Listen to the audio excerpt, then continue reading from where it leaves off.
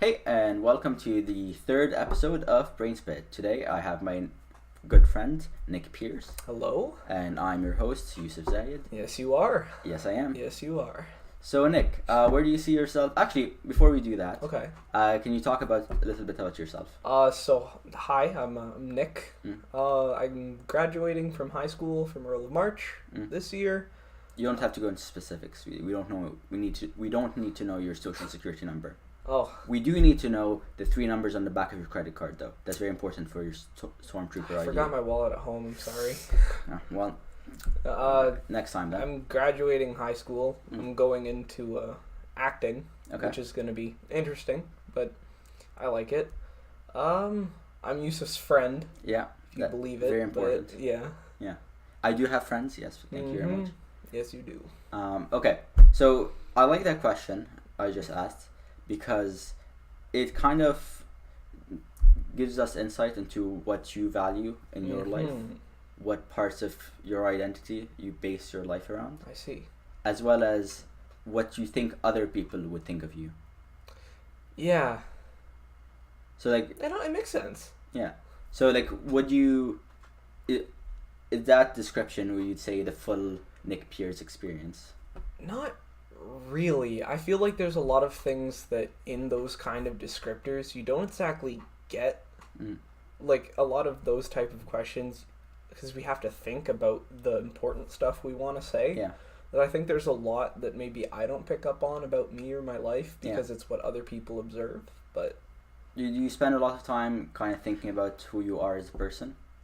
As an actor, you do that quite a bit because you have to like be comfortable with yourself to be comfortable with other characters. But I really find that it's less of like thinking about me and how I'm seen about the world, but it's fascinating that like how I perceive something might be different than how somebody else perceives it. Yeah. So if I look at the camera, it's like right here. Yeah, the camera's over there. Well, there we go. Yeah. If I look there and I'm seeing that camera, you are seeing the same camera but differently because we all see things different. Yeah, it's kind of like if you just try to describe color to a blind person. That seems a little mean. No, like how would you describe color? That's hard because you don't like think about what red looks like. You think of how things look like if they're red. Yeah, because like if you say, "Oh, red is the color of blood," you don't know. Blood has a color. Yeah. Yeah. And like my blue is different than my blue. Maybe. Yeah. Might be exact same. Maybe. Yeah, but like because we say, "Oh, the sky is blue," you know that is blue, even if your blue looks like my red. I know. So there's like no way. It's like we're basically discussing like the color spectrum. Yeah, but like interesting thing though. So a few days ago, we were talking with one of my friends, and they were saying, "Oh, which friend?" So Hayden and I were talking. Oh, okay. And as one does. Yes. And in his manufacturing tech class, they said, like, everyone is saying what color they think they are, and, like, what other people think their color is. Ooh. So that could go in places. So they described Hayden as light blue, and I saw that exactly as what Hayden would be as a color, light blue. What color do you think I would be? I definitely think like blondish yellow. Why blondish yellow? I know it's one of those things that you can't really describe why. Yeah, but it's like what about me or characteristic about me makes you think that my color as like my soul is blondish yellow? Well, because yellow kind of stands out, and you tend to stand out in a group or so. Oh. That's nice. I don't think it's a negative thing. It wasn't supposed to be a negative thing, but I'm trying to think of what color you are now. Okay, because like, I'll tell you what they thought what color I was, and I agree with that. But what? Sorry, I'm just like chewing the mint that I had in my mouth. But do you have a color? Just like first color you think of when you think of me. I really think of like kind of orange. Orange, interesting. Because I thought orange at first, but then about me or about you? About me. Okay. And then they said green, and I kind of agree with that. That was my second option. Yeah, but here's the thing: if we all have like different perceptions of colors, yeah, why would that kind of work? Why would we both agree that, or have similar opinions on what people's colors I think just like subconsciously we have some sort of like ingrainment of what color means. Yeah. So it's like when somebody associates red with something, there's a lot of phrases within English and a lot of other languages where it's like red in anger. Yeah. Or feeling blue, which yeah. is sad. And I think somehow we can like characterize people by those colors, but I mean, it's also weird because like I saw this documentary back in the day, and it was about people who can see words in colors. Oh yeah, is it called like synesthesia or? I don't remember the technical name, but they can see. They said they can see words as in different colors. Okay. And like some of them can see each letter as being a different color, and they kind of tested their memory, and they found that people who had this condition remember things a lot better than people who don't. Well, color coding is used a lot in memorization, yeah. especially with people that have struggles with memorization. Yeah, but like it's because they associate the words with something else. Yeah, the color. Yeah. I don't know. I've found that sometimes in my life that kind of happens. Like a lot of the times, if you think like you remember in like grade school, yeah, when we'd have like all the different colored duotangs, yeah, and we'd kind of like assign a color to a subject. Yeah. I always wanted as a kid to like do like, you know how we had to do surveys where you had to like go to classes and ask people like, oh, what's your favorite ice cream or something like that. I didn't get to do it, but what I wanted to do was I wanted to go up to people and be like, here are the 4 colors. What colors do you associate with your subject in school? Like for me, math has always been red. Okay. And I don't know why. I mean, it might be like your relationship with math. Because if you see math as either like losses, because like whenever you have losses in like accounting or whatever, it's always in red. Really? Yeah. Oh yeah, because it's red green. Yeah. Yeah. Actually, it's red black because if you're making a profit, you're in the black. I see. I didn't take accounting. Yeah, I took it for 1 year. I don't know. I hope it isn't a problem when I said what school we're at. No, it's fine. It's like, okay. Like the 30 people that are gonna watch this will probably know. That's a good exaggeration. I think there's only one person who's gonna watch it. I think it's going to be Hayden, because he watches like every podcast. We love you, Hayden. Yeah, thanks, Hayden. Love you. Biggest. He's our biggest supporter. He's so our far. biggest supporter. Like that one view. It's It always Hayden. Yeah, it just keeps us going. That's why the podcast is only here because it's very trippy. Not gonna lie, like having the screen right here, but the camera be up here. So when I'm trying to like look at the camera, I look here. So then it looks like I'm looking at the microphone at the computer. I mean, I can shut the screen down. Oh no, it's good. Okay. It's just interesting. So what do you associate with like colors with your subjects? Because I feel like that's something that we all kind of did. I mean, I think for like programming or computer science it could be green, just because probably circuit boards and stuff. Yeah. Like whenever you're typing in the command line, it's all that makes green. Sense. Green for me was science. Like just generic science. I don't know. What was blue for you? Science. Really? Yeah. Mine was blue was English. Oh, okay. No, for me English was always black because that's the like it's evil. No, because that's like all the fonts we ever used in English were always just like Arial. That's a good rationalization of it. I don't know. Did you ever have like a music duotang? No. No? I mean, I pretended to play the flute for like grade 8. Oh yeah, I remember that. Yeah. That was how was that? How do you like the flute? I mean, I tried to play it, but like, I was so far behind everyone else. Oh yeah. I wouldn't actually be able to play. Able to play it? Yeah. So like during the actual songs, so like I'd practice on my own or whatever. But then when you'd have to play it, it wouldn't work. No, I just wouldn't play because I know it would sound bad, and then I would throw the entire group off. So I just pretend to be playing it, would hold it like I'm playing it. You air fluted for a year and a half. Yeah, basically. Nice. I mean, it was fun for the little first while when you're just listening to the songs, but then after you listen to the same song, like, oh yeah, over and over, you kind of get tired of just pretending to be there. Music for me was yellow. Like, I see music as yellow. I mean, you're a very musical kind of person. Yeah, I'd say so. And like, if yellow stands out, maybe that's because music stands out to you. Man, what an interesting parallel you have drawn. What was history like? Did you ever, if you had a history duotang? Brown? Yeah. That makes sense. Mine was orange. Okay. I don't know. It's I didn't have like an actual duotang for history, which is just like a binder for anyone who doesn't know. I just always thought of history as brown. I don't know why. Okay, so you know how like a large percentage of, like a significant percentage of CEOs and stuff are psychopaths or sociopaths? Yes, I've heard that. So that's because like in that kind of environment, that behavior is like thrives. Yeah. Do you think it's the opposite for acting? Because you have to have more feelings? Not particularly. No? Because in acting you're always encountered with the acting is less of a, like, you don't think of it as a sociopathic or psychopathic tendency. It's more of just an egotistical. Yeah. Like, I find that in the arts in general, but most like other things, if people have way too big of egos that are negative egos, then it kind of becomes a problem for others.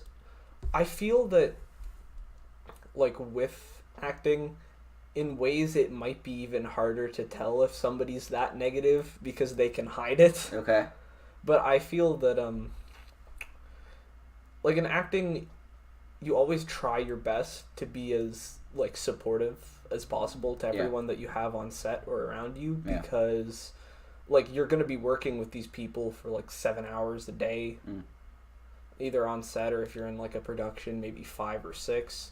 I mean, you don't want any, like, bad blood going on. I mean, I think that's the same for any profession. Yeah. But what I was getting at is that because in acting you kind of have to embody other characters and go through what they're feeling and kind of understand what they're feeling. Would you think there would be less people who are sociopaths or psychopaths drawn to being actors because they have to have feelings? I guess that like that makes sense, but at the same time, like have you seen this kind of behavior? I don't. I've been lucky with my experiences in acting that I haven't really had big, like, egos or somebody that doesn't care about anyone else. Because usually the people that are drawn to the dramatic arts and music and all that stuff are people that feel a lot. Yeah. But I don't think it would be hard for somebody who's like that in a business to become an actor and play that part of a businessman. Yeah, I mean, if you're playing yourself, it would be easy. If you're playing yourself, it's easy. But a good actor, that's what acting is that you have to find yourself kind of in every character and figure out what you like about it, what's similar, what's different. So, like, if you play an actor who's the complete opposite of you, do you find it harder or easier to play? That's a good question. If it's the exact opposite of me, I really have to figure out, like, what those opposites are. Yeah. And then kind of figure out how those opposites would become a person. Yeah. So, I don't know. I don't think it would be hard, but it would be challenging. Okay. Like, it'd be challenging, but you'd enjoy it. Because you'd really have to think of yourself and then think of what, like, anti-Nick would be. Yeah. And figure out how that would play out. Whenever you do something, do you always think, oh, I'm doing this like because... something in general? Or? Yeah, like, say you have a conversation and you say something specific. Yeah. Do you ever think, oh, I'm saying this because I have this and this bias and because yeah. There's a lot of time, especially with jokes that either other people say or... Because I think a lot of the comedy that we have now is really reflective of either political situations or just things that we figure out. Yeah. So kind of when somebody says a joke to you, and say if it's a joke about Trump, Yeah. You know, you're like, oh, that's funny because Trump is the president of the United States and he's doing quite bad right now. Yeah. And all those things. I'm not big on politics, but I get the Trump jokes. Okay. So I think, but that's like the analytical part of comedy, is that you will get a joke because you understand where it's coming from. It's like how did the chicken cross the road to get to the other side? The reason why not many people find that funny is because it's the obvious answer that you wouldn't expect because somebody's posed a question to you that was supposed to be funny, so then you overthink of what that answer would be. I don't know, all the chicken and egg jokes really crack me up. Alright, well, I'm leaving now. I don't know, I feel like that was a good joke. Okay, don't turn yellow Nick, just yet. It's only 45 more minutes. 45 more minutes. Yeah, but I was trying to get more, like, not just like what you see in like politics or whatever, but more like character decision. Yeah, like character traits that you have. Like, if you're generally more drawn to being optimistic, would you think that most of your conversations or like a lot of the things you say are because of that? Sometimes yes, but other times when you're acting or just in conversation in general, I think it impedes the conversation or the performance to like think of that, because a lot of the times when you're thinking that deeply, the words aren't coming out that you really want. I find it's more of a, you have to be able to listen to answer well rather than understand to answer well. It's like I did this customer service training thing. Oh no. How'd that go for you? It wasn't too bad. A lot of it was common sense. But one of the things they said was that the key to good listening is empathy. Kind of have to empathize with the other person to kind of listen. Feel what they're feeling. You ever like see someone and you can clearly, you know what's driving them exactly? Like, you know, they're saying this because this and this. Like, even if they don't see it or they don't recognize it. I find that that happens quite a bit. The only problem is that, like, you never know for sure, but you can. I pick up on. I think that's why I'm kind of good at expressing my own emotions, is because I pick up on things that other people might be feeling. But that kind of has a double-edged sword in the sense of if I'm sitting beside somebody that's really sad, and since I pick up on them being sad, I then in turn become sad.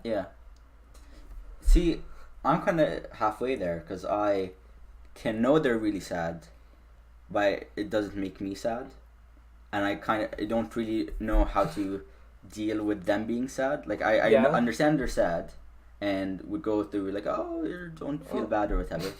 You raise your voice that much too? I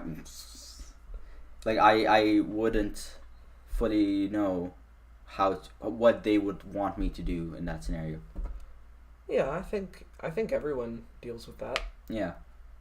But like, do you find that happens more often or less often with you? Because I think so, not just because of my acting, but just because of, I don't know, I've just been told by some people that I'm good at cheering people up.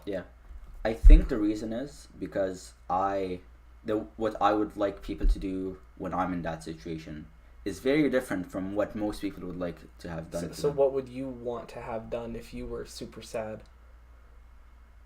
I don't know. Here's the first problem. Well, it's like, that's not something that happens to me often. Like, I'm like, sure, I get down every once in a while, but like, I'm never like actually down. Like, double down.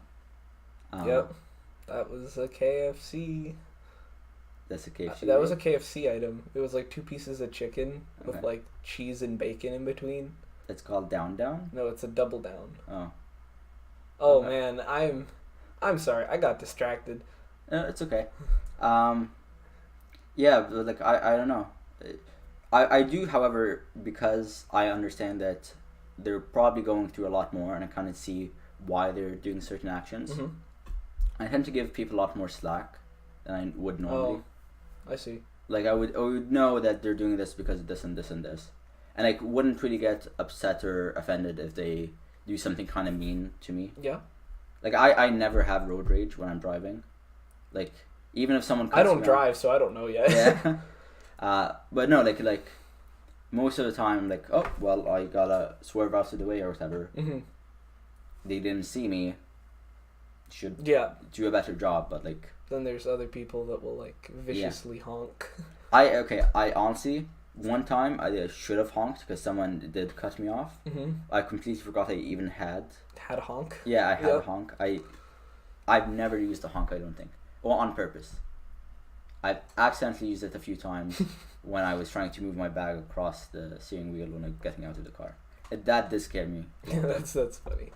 So I have a question for you. Sure. So you're going into engineering computer science? Yeah. Like computer science, computer engineering. Yeah. So what do you think made you go into that?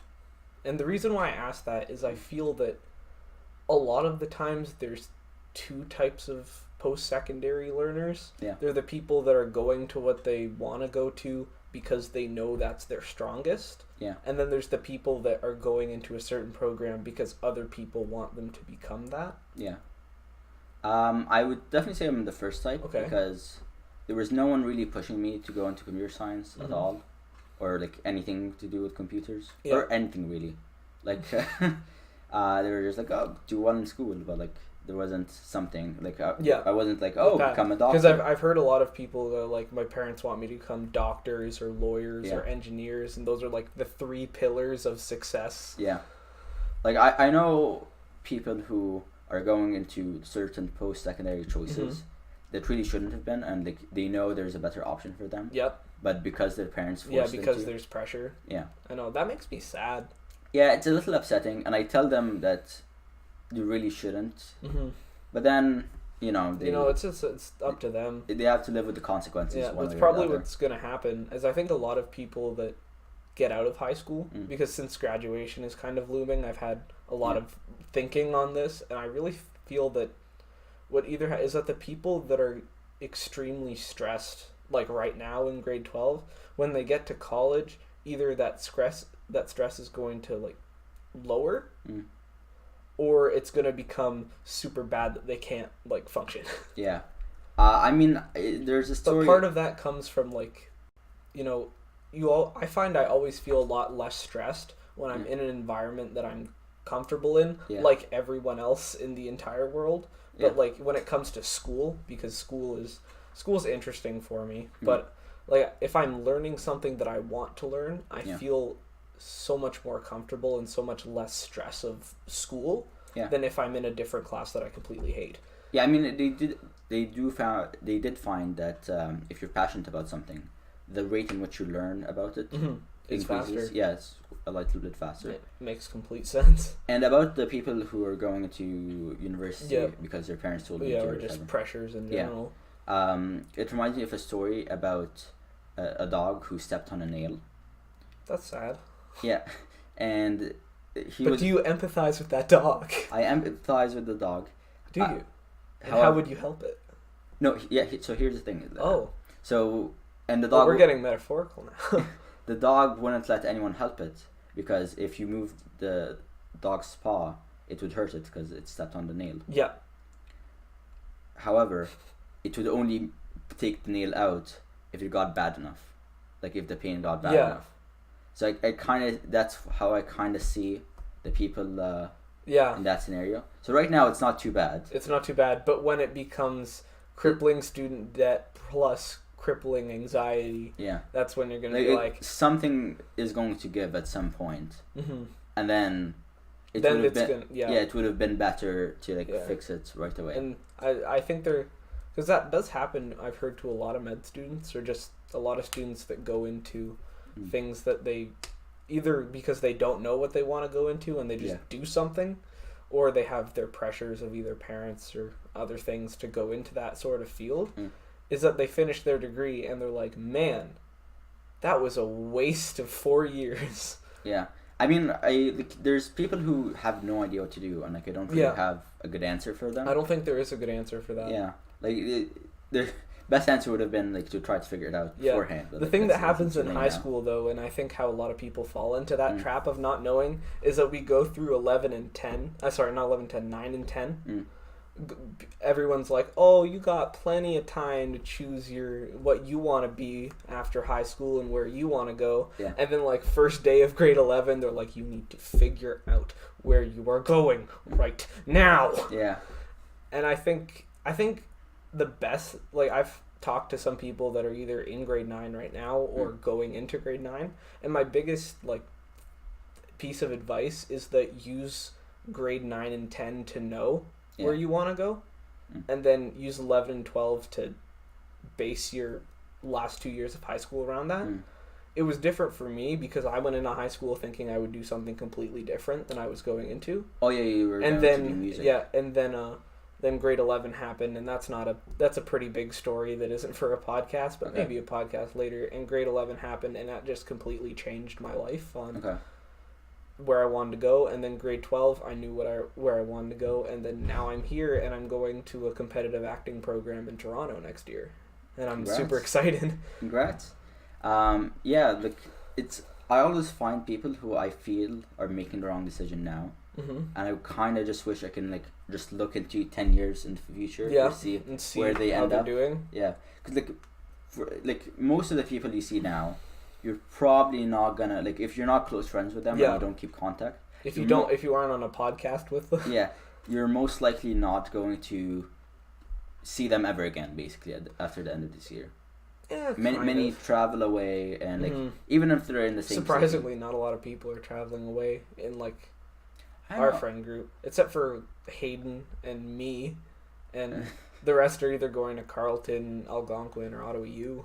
I know, because we have like slightly separate friend groups, but like in my friend group, I don't really have a friend group. It's weird. I kind of bounce around. Yeah, I know. But I like the friend group that you're in, but it's also a different friend group than like my acting friends. Yeah, like I still like both of them, and they're still all my friends, but they're different.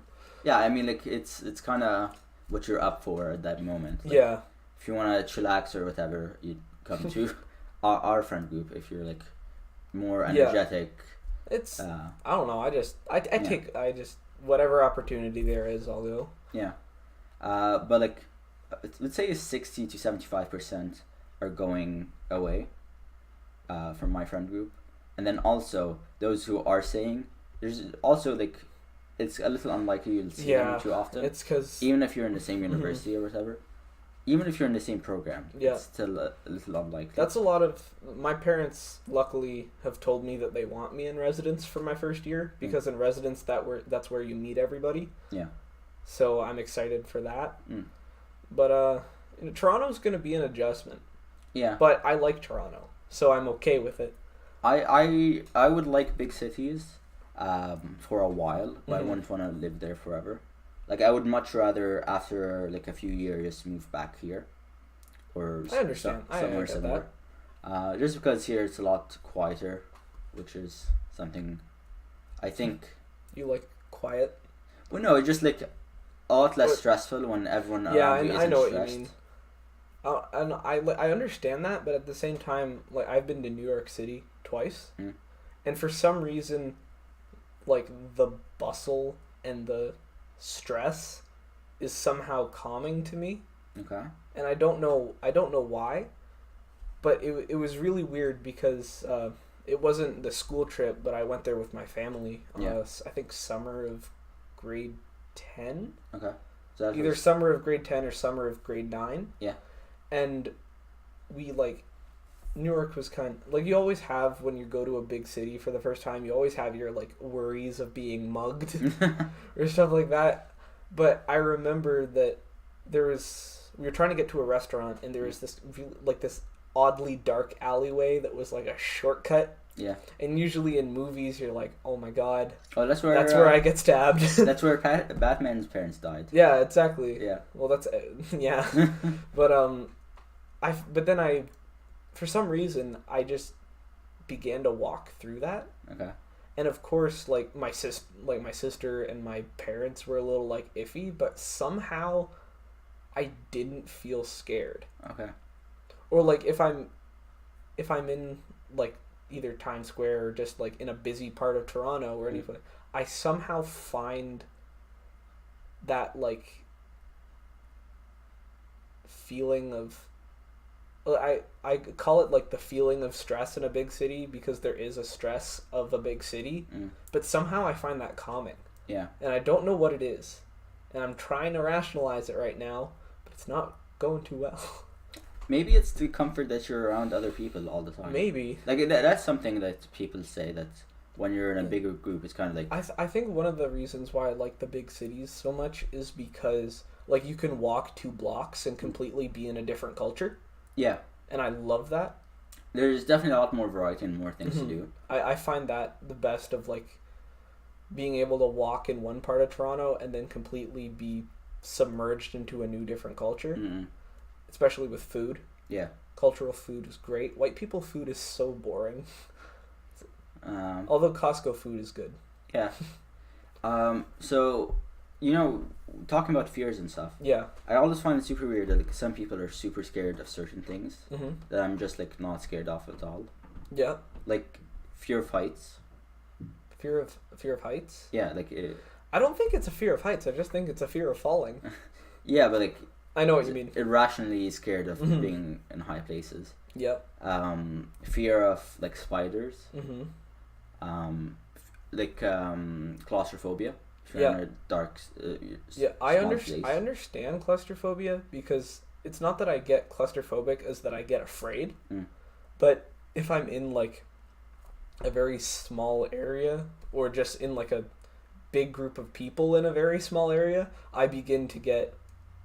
I call it claustrophobic, but it's not because I'm scared. It's that I'm uncomfortable, because I'm a person that likes to move a lot and just not... I mean, could be just like actual uncomfort. Yeah. Yeah. But I understand what you mean. I always find that like I'm more comfortable in like smaller environments. Like not like, of course I would like to have a bigger... You could be a hobbit. Like actual nooks and crannies or whatever. Yeah. Like if my bed was just a corner. That's a very depressing bed. That I'm stuck in and I can find it, and I'll be like, yeah, like those pods, like those. Oh, like in Japan where you have like... Yes. Yeah. Those I really want to try those too. I would think those would be more comfortable for me. I don't know if it'd be more comfortable for me, but it'd be an experience. Yeah. Like I've done like sensory deprivation therapy, where it's basically a tank of like extremely salted water. So you float there. Yeah, so you float, but then you close the hatch and it's like complete darkness. And I don't freak out in those scenarios. How was it? Oh, I've been like 5 times over the past year and a half, and it's great. It's because I find a lot of like pain for people is because of weight, not as that somebody's fat, or just like when you hurt, it feels a lot like the weight of either, I don't know, gravity or something makes it worse. So like my shoulder kind of hurts right now.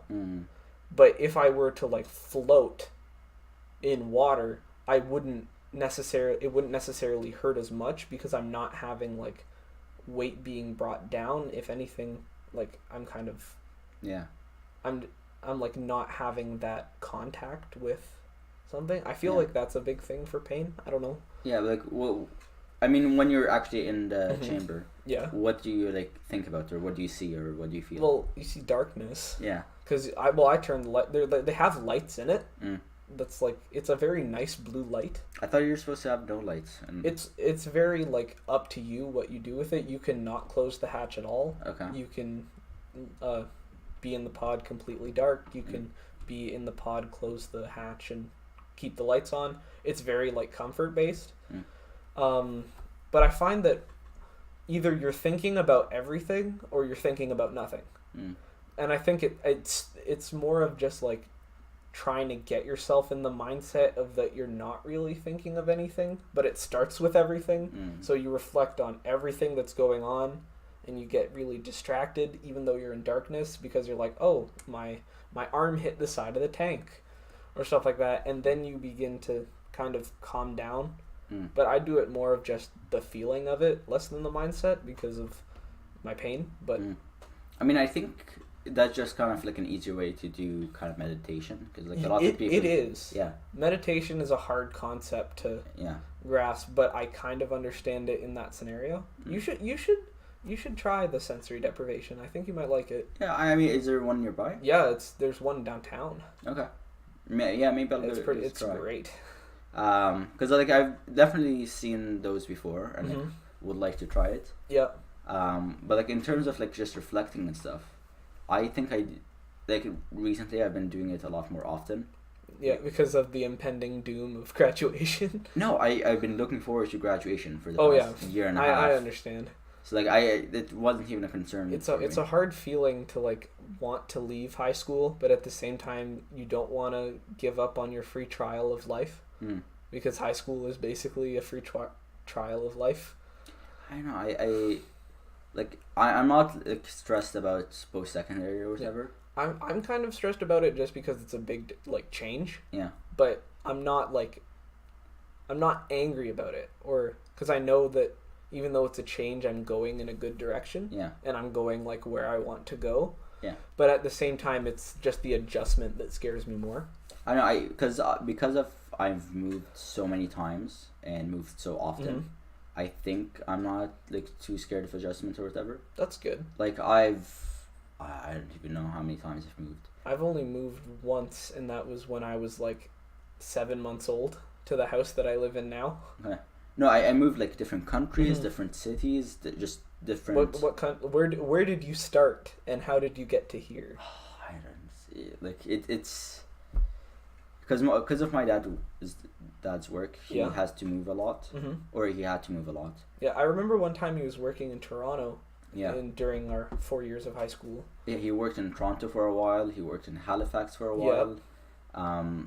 I was born in Egypt, and then like I moved to Qatar, and then I moved to like Ghana and like Algeria, I believe, and like somewhere else in South Africa, and then I moved to like. Damn, it's the tour to Youssef. Yeah, and then I moved again to Qatar, and then I moved to Saudi Arabia, and then I moved to like Yemen for a summer. Then I moved to Oman for a summer, and then I moved back to Saudi Arabia, and then I changed cities in Saudi Arabia, and then I moved over to here. Where I moved houses like 3 years ago. Damn. Yeah. That was pretty cool. And so how was like Algeria and Ghana, if you remember? Really nice. They were really nice. Ghana was a lot more. Like the climate's a little bit colder. Yeah. But like the wildlife is nice. It's not like big forest or whatever, but I remember there was like a zoo nearby, and I'd go feed the giraffe, and like a singular giraffe. Yeah, I would like feed it carrots and stuff, and I could eat it out of my hand. Nice. It's pretty nice. And then like it's like very French though, kind of, because I think they were a French colony at one point. And then I'm not sure if it was Algeria or another country in South Africa, but like there it was there was so much wildlife and so many different types of plants and animals like all around you all the time, and it was like really interesting. There was like a beach you can walk to 15 minutes away. That sounds like not therapeutic, but just like kind of relaxing to like sit outside of your house and see something new every time. Oh yeah, and you'd like have street vendors like walking by, like one who had like pineapples would come by. You'd buy a pineapple for like $50 or something. They would cut it up for you, and then you'd have just a pineapple. That is wow. That's a bargain. And then like same with coconuts. You just get coconuts. I've had like the. Oh wait, no, I haven't had the cut. My sister had the cut coconut because we were in Cuba, and they'd like husk the coconut and then kind of stab it and put a straw in for you. Was the coconut green? Yeah. Oh yeah. That's it. I don't know if that's it without like the rind, or if that's. Because the rind of the coconut, not like the shell is like the brown. Yeah. And then is the like the green part of the coconut over that or under that? I think it's that as it like ripens, it turns. Oh, okay. Brown. I'm not 100% sure though. We're not 100% on our coconut biology. Yes. But yeah, like it was really nice. Like I would definitely go visit there. Like that sounds really just really nice to be able to like sit on your porch or just walk through a city and find something different. I definitely had to take like so many vaccinations for that trip though. Yeah. Like I remember like I had to get like different vaccinations like a few times a week for like a month or so before I left as a kid. Like yeah, that's hard as a kid. Yeah, definitely. I mean, no, actually, now I'm not scared of needles at all. Yeah, I think I'm not scared of them. Like but I'm still anxious about them. No, I don't even. Really? Yeah, like you just put your arm out and. Yeah. It's just like, I know it's gonna feel like a little pinch, and I still feel the pinch. Yeah. But like, Yeah, my strategy is I look away. Like because I find if you look at it and you see it, it freaks you out. Yeah. So I just kind of close my eyes and go like that. But I've had so many of them over the past like year and a half that I'm. Have you ever donated blood?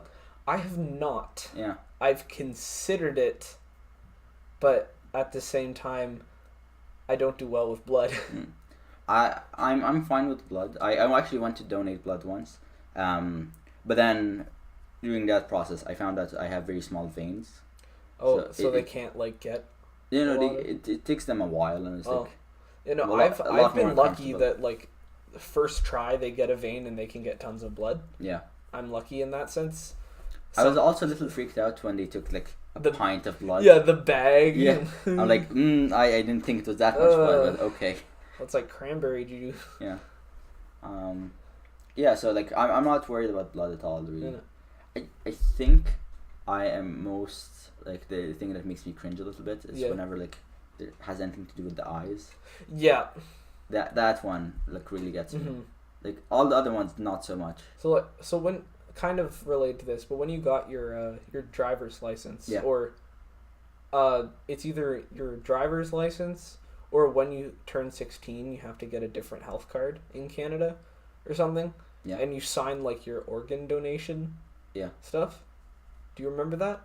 Because I think that was my driver's license. Yeah. I've done that, but I don't have a driver's license yet. Yeah. What did you sign off? Like, would you say that if you died, you'd give if your organs were compatible? I don't remember. I think because it's either they automatically sign you up for it, and then you have to like go and say I don't want to do it. I think they or you. Yeah, I got a paper and I just filled things in. Yeah. Like I got it through the mail, and then forgot to mail it back, so I think I just lost it. I don't know. I don't know what my. I signed off on that if I'm dead and I could help save somebody else, I'd be fine with it as long as they don't take my eyes or my bone marrow. Yeah.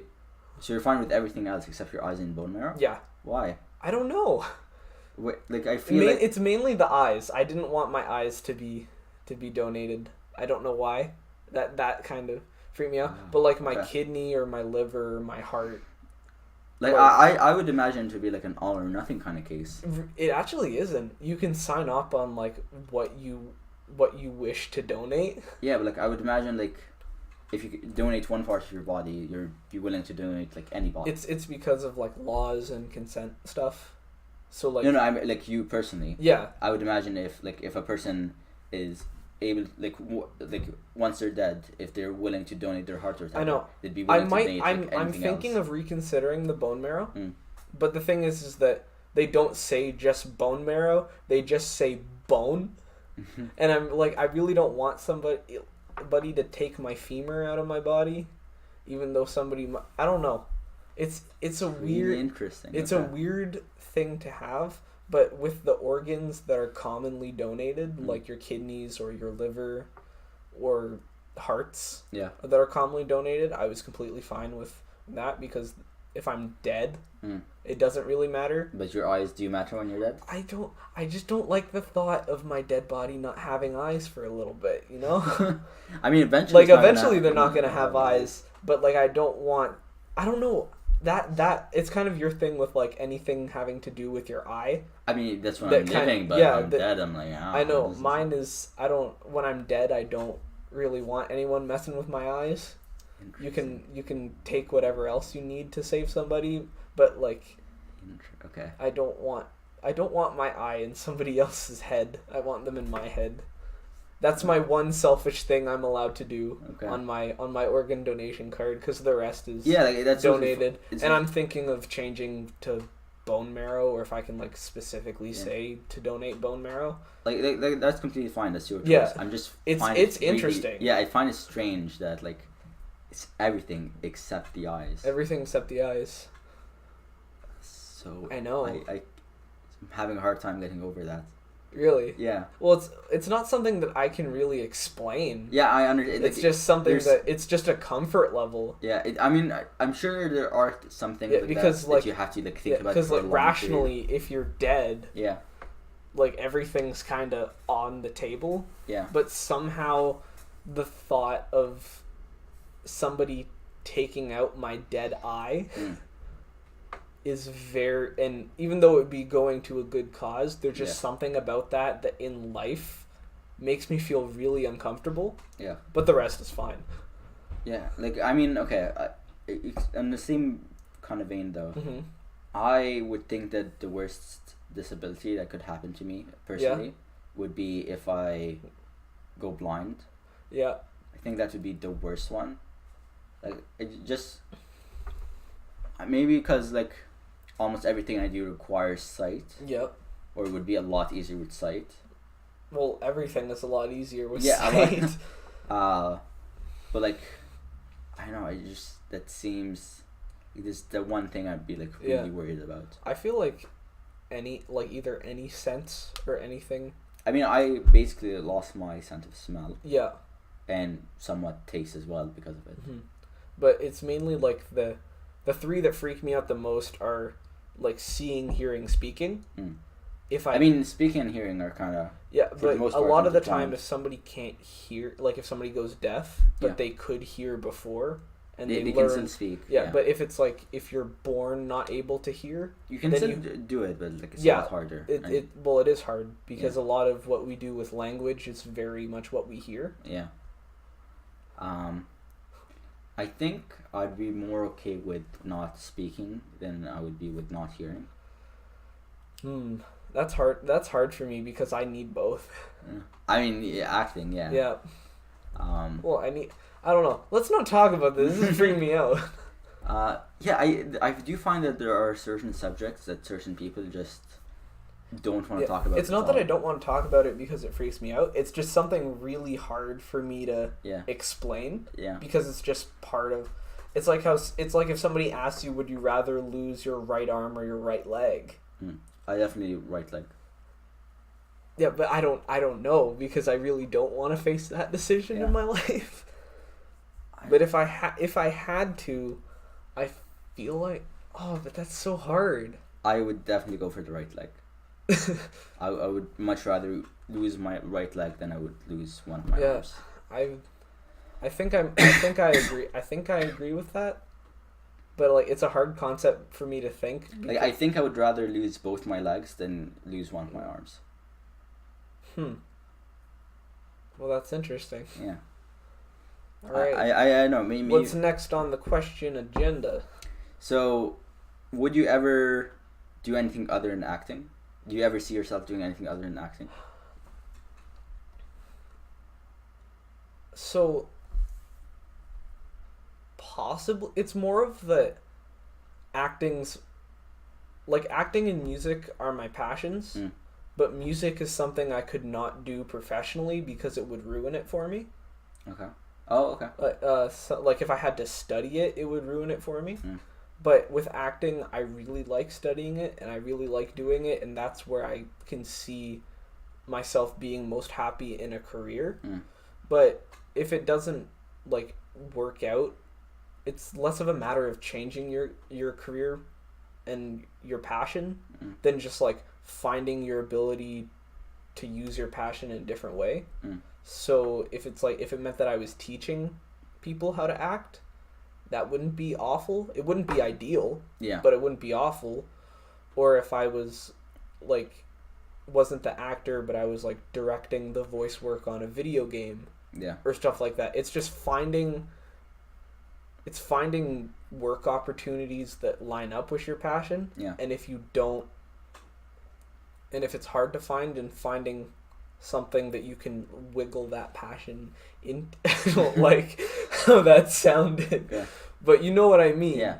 Like you really like computer programming. Yeah. And all of that, but if you weren't like programming your, like if you weren't working on a software for a big company, yeah, you might want to either make a video game yourself, yeah, or like work for a video game company, or teach people how to code, or do like the Udemy, yeah, like tutorials, or the yeah, you know, like the master classes that you always see on YouTube ads, yeah, like stuff like that. yeah. It's just finding your passion in work. Mm. That's gonna make not only your life a lot better, but your work a lot better. So would you see yourself doing something completely not related to acting, though? Completely not related to acting. Like, do you ever see yourself... That's hard, because... Like, do you ever see yourself switching tracks completely? Right now, no, because I love it so much. Yeah. And I'm really, like, driven to do that. Mm. But it's not like if it was switching fields completely, I can think of what I might want to do, but I don't think that I could do it. Mm. So like I could be a teacher, but I really don't want to be a teacher. Yeah. Or I could be a social worker, but I really don't want to be a social worker. Okay. And so there's a lot of things that like other people have said, like, oh, Nick, you'd be good at this, but a lot of the times what people like say that I'd be good at is acting or music. But music I don't want to study professionally or do professionally. It's just something that I enjoy as like a pastime. And it's just fun, and I found that if I was studying it every day, I'd get sick of it. Okay. But not with acting, because the thing is with acting, like a lot of things, but specifically acting, is that I'm somebody that loves to learn, but doesn't really like school. Yeah, I think that's most people. But the thing with acting is that you're constantly learning. Yeah. Like you never reach a point in your acting career or your acting ability where you're like, I'm fine with how it is now. I'm as best as I can be, because you can always be better and you can always improve. Yeah. And that it's like that with a lot of things, but I find with acting it's even more like that. So like like you can know a coding language like right off the top of your head and do whatever you want in your coding, but then when you have that ability, you're like, well, how can I push that further? Yeah. And so I don't know. The concept of that whole thing in acting is really what also drives me to that.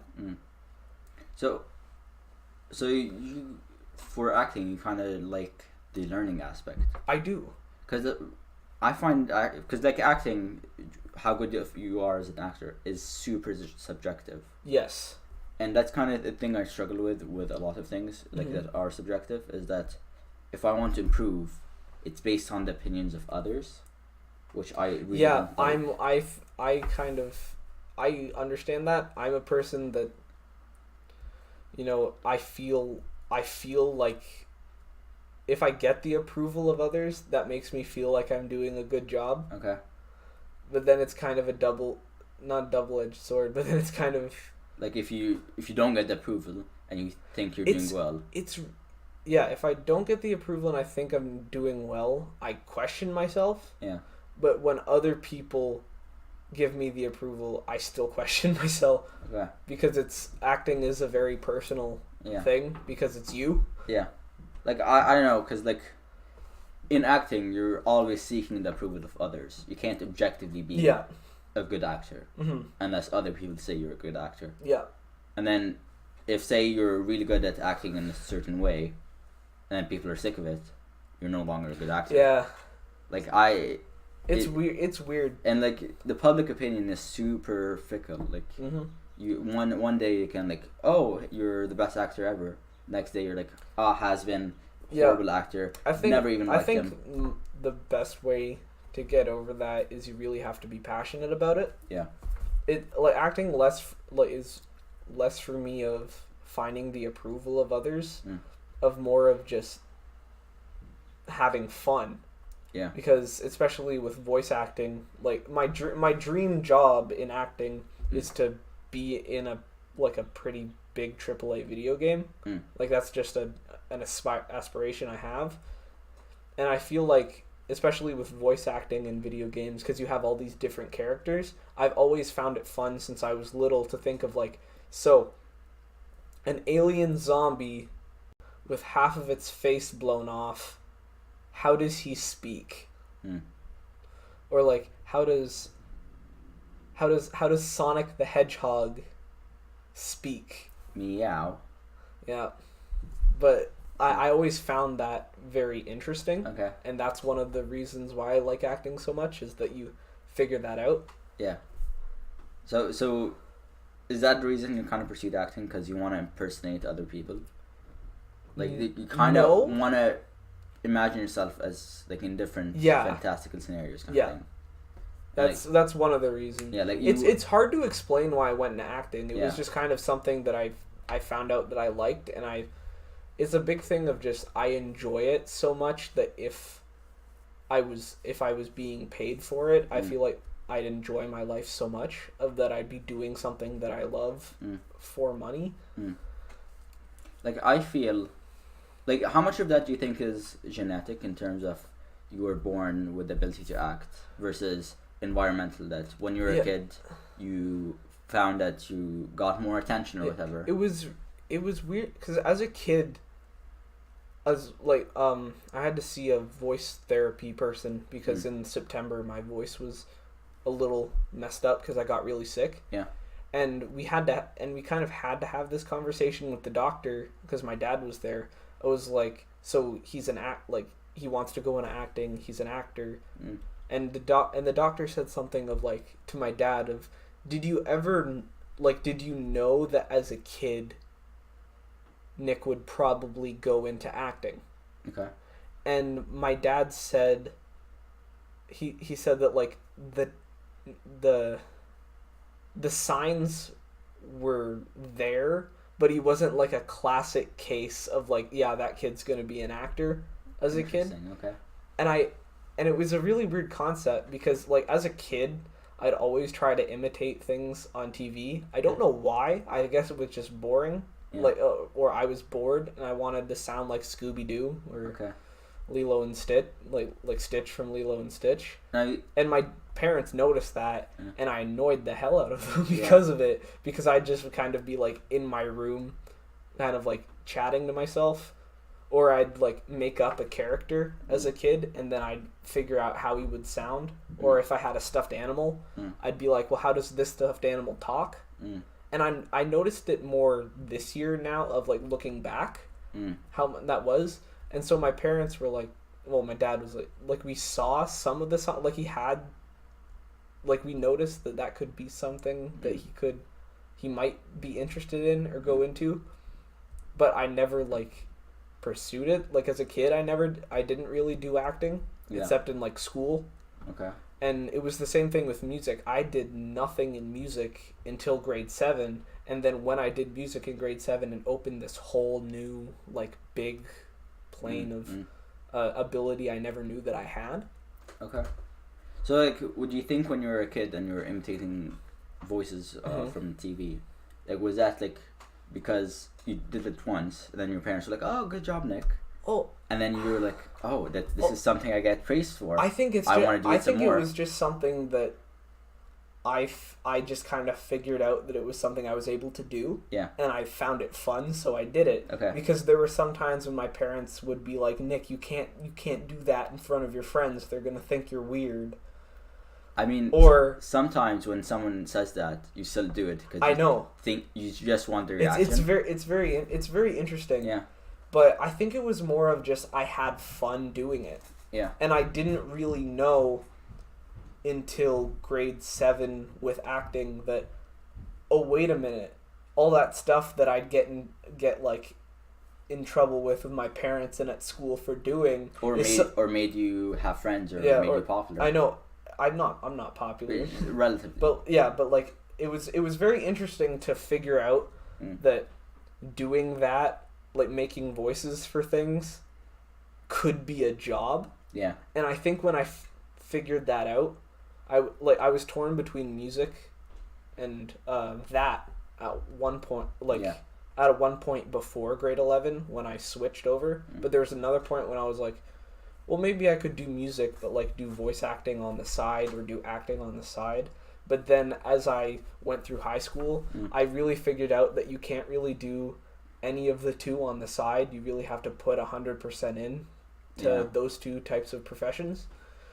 And I don't know, I'm, as much as it's interesting to look back and figure out like why I wanted to go into acting or doing what I am now, I kind of have this feeling of, you know, I don't need to look back or rationalize why I'm going into it, because currently in my situation and now that I'm going into it, it's almost like I'm very comfortable with where my life is at right now. Yeah. I mean, I like to look back at why I made certain decisions. Oh, definitely. Because I find it super helpful when I'm making the next decision. Yeah, the next decision to look at the other decisions. Yeah, and be like, oh. And I agree with that, and I did that with my career choice. But there's also just this feeling of, yeah, I'm in the right spot. It feels like I'm in the right spot. Okay, that's good. Well, it's been almost 2 hours, believe it or not. Really? Oh, sorry, 1 hour. 1 hour. Yeah. Well. So I think we're gonna cut it off here. All right. Do you wanna plug anything? I know you're in a short film. Do you wanna talk about it? No, it's. You don't even want to say the name? No. No. It's basically like a short film to teach actors how to be on set for a short film. Yeah, but isn't that gonna be like published somewhere? Not really. No. It's kind of just for us. Okay. So it's just like a group of us that got together and are doing it. But yeah, no. I don't have anything to plug. I'm not that far ahead in my journey yet. Okay. Well, thanks for coming. No I'll problem, hopefully have man. you That was great. again sometime soon. And see you next time. See ya.